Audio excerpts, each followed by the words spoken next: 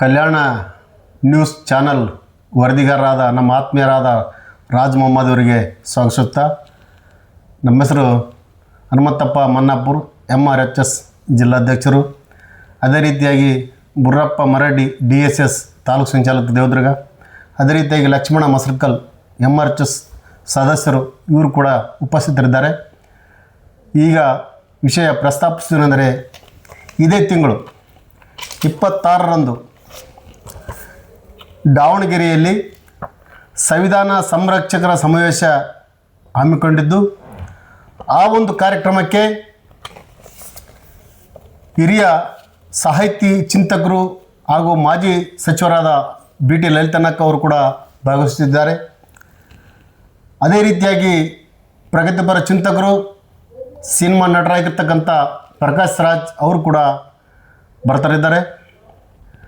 ಅದೇ ರೀತಿಯಾಗಿ ವಿಘ್ನೇಶ್ ಮೇನಾನಿ ಇವರು ಕೂಡ ಒಂದು ಕಾರ್ಯಕ್ರಮಕ್ಕೆ ಉಪಸ್ಥಿತರಿರ್ತಾರೆ. ನಮ್ಮ ಸಾಹಿತಿಗಳು ಚಿಂತಕರಾಗಿರ್ತಕ್ಕಂಥ ಬರಗೂರು ರಾಮಚಂದ್ರಪ್ಪ ಕೂಡ ಆ ಒಂದು ಕಾರ್ಯಕ್ರಮದಲ್ಲಿ ಭಾಗವಹಿಸಿದ್ದಾರೆ. ಇನ್ನೂ ಹಲವಾರು ಜನ ಹಿರಿಯರು ಮತ್ತು ಹೋರಾಟಗಾರರು ಮತ್ತು ಅಂಬೇಡ್ಕರ್ ಅನುಯಾಯಿಗಳು ಆ ಒಂದು ಕಾರ್ಯಕ್ರಮದಲ್ಲಿ ಭಾಗವಹಿಸಿದಿರೋದ್ರಿಂದ ನಾವು ಈ ದೇಶದಲ್ಲಿರ್ತಕ್ಕಂಥ ಕೋಮುವಾದಿ ಸರ್ಕಾರದಲ್ಲಿ ಏನೇನು ನಮ್ಮ ದಲಿತರ ಮೇಲೆ, ಅಲ್ಪಸಂಖ್ಯಾತರ ಮೇಲೆ ಮತ್ತು ಇನ್ನಿತರ ಸಮಾಜದ ಮೇಲೆ ನಡೀತಕ್ಕಂಥ ಅನ್ಯಾಯ, ದೌರ್ಜನ್ಯ, ದಬ್ಬಾಳಿಕೆಯನ್ನು ನಾವು ಬೆಳಗಾದರೆ ಕಾಣ್ತಿದ್ದೀವಿ. ಹಾಗಾಗಿ ಮುಂದಿನ ದಿನಗಳಲ್ಲಿ ನಮ್ಮ ಸಂವಿಧಾನವನ್ನು ನಾವು ರಕ್ಷಣೆ ಮಾಡಿಕೊಳ್ಳಬೇಕಾಗಿದೆ. ಈ ದೇಶಕ್ಕೆ ಡಾಕ್ಟರ್ ಬಾಬಾ ಸಾಹೇಬ್ ಅಂಬೇಡ್ಕರ್ ಅವರು ಎಲ್ಲ ಸಮಾಜದವರು ಸಮನಾಗಿ ಬದುಕಬೇಕಂತ ಒಂದು ಹಕ್ಕು ನಮಗೆ ಕೊಟ್ಟೋಗಿದ್ದಾನೆ.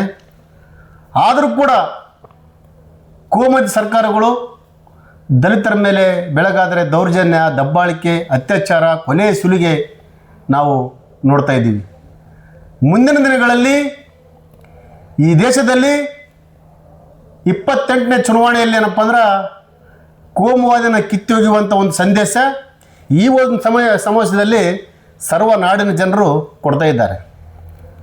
ಹಾಗಾಗಿ ನಮ್ಮ ರಾಯಚೂರು ಜಿಲ್ಲೆಯಲ್ಲಿರ್ತಕ್ಕಂಥ ಎಲ್ಲ ಪ್ರಗತಿಪರರು, ವಿಚಾರವಂತರು, ಬುದ್ಧಿಜೀವಿಗಳು, ಅಂಬೇಡ್ಕರ್ ಅವರ ಅನುಯಾಯಿಗಳು ಎಲ್ಲರೂ ಕೂಡ ಆ ಒಂದು ಕಾರ್ಯಕ್ರಮಕ್ಕೆ ಭಾಗವಹಿಸಬೇಕು.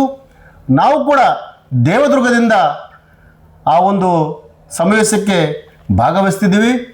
ದಯವಿಟ್ಟು ನಾವು ಈ ಕೋಮುವಾದಿ BJP ಸರ್ಕಾರ ಮತ್ತು ಮೋದಿ ಸರ್ಕಾರ ಮುಂದಿನ ದಿನಗಳಲ್ಲಿ ನಾವು ಆಳಲಾರ್ದಂಗೆ ನಾವು ನೋಡಿಕೊಳ್ಬೇಕಾಗಿದೆ. ಯಾಕಪ್ಪ ಅಂದರೆ ಸಂವಿಧಾನಕ್ಕೆ ಒಂದು ಕುತ್ತು ತರುವ ಚಾನ್ಸಸ್ ಈ ದೇಶದಲ್ಲಿರೋದರಿಂದ ನಾವು ಬಡ ಜನರು, ದೀನದಲಿತರು ಮತ್ತು ಅಲ್ಪಸಂಖ್ಯಾತರು ಎಚ್ಚೆತ್ತುಕೊಂಡು ಮುಂದೆ ಈ ಒಂದು ಕೇಂದ್ರ ಸರ್ಕಾರ ಕಿತ್ತು ಹೋಗುವಂಥ ಕೆಲಸ 2028ರಲ್ಲಿ ನಾವು ಮಾಡಬೇಕಾಗಿದೆ. ದಯವಿಟ್ಟು ಈ ಒಂದು ಸಮಾವೇಶದಲ್ಲಿ ಎಲ್ಲ ಸಾಹಿತಿಗಳು ಒಂದು ಸಂದೇಶವನ್ನು ಕೊಡ್ತಾ ಇದ್ದಾರೆ. ದಯವಿಟ್ಟು ಏನಪ್ಪ ಅಂದ್ರೆ ಇದೇ ತಿಂಗಳು 26ನೇ ತಾರೀಕರಂದು ಬೀರಲಿಂಗೇಶ್ವರ ದೇವಸ್ಥಾನ ಆವರಣದಲ್ಲಿ ಕಡ್ಡಾಯವಾಗಿ ಸುಮಾರು 15,000 ಜನ ಏನಪ್ಪ ಅಂದ್ರೆ ಭಾಗವಹಿಸುವಂಥ ಸಂದರ್ಭ ಇದೆ. ದಯವಿಟ್ಟು ಎಲ್ಲ ನಮ್ಮ ರಾಜ್ಯದ ಮೂಲೆ ಇರುವ ಹೋರಾಟಗಾರರು ಮತ್ತೇನಪ್ಪ ಅಂದ್ರೆ ದಲಿತ ಪರ ಸಂಘಟನೆಗಾರರು ಈ ಒಂದು ದಲಿತ ಸಂರಕ್ಷಣಾ ಸಮಾವೇಶಕ್ಕೆ ಕಡ್ಡಾಯವಾಗಿ ಭಾಗವಹಿಸಬೇಕಂತೇಳಿ ನಾನು ಅವರಲ್ಲಿ ಮನವಿ ಮಾಡಿಕೊಳ್ತಾ ಇದ್ದೇನೆ.